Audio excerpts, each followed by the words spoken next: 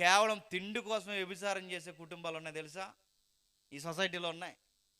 కేవలం తిండి కోసం, తిండి కోసమే బతికేసే వాళ్ళు ఉన్నారు, తిండి కోసమే తప్పుడు పనులు చేసే వాళ్ళు ఉన్నారు.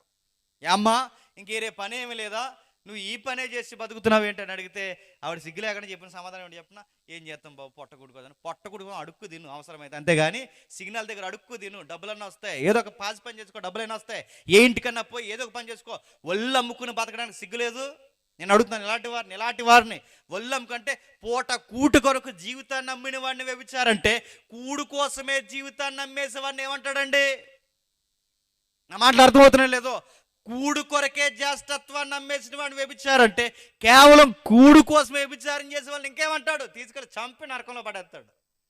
ఏదో ఒక పని చేసుకో, అవసరమైతే అడుక్కో, అవసరమైతే ఏ సిగ్నల్ దగ్గర నిలబడు, అవసరమైతే పాచి పని చేసుకో, అంతేగాని ఇక ఏ పని లేనట్టు వల్లు అమ్ముతానంటే దేవుడు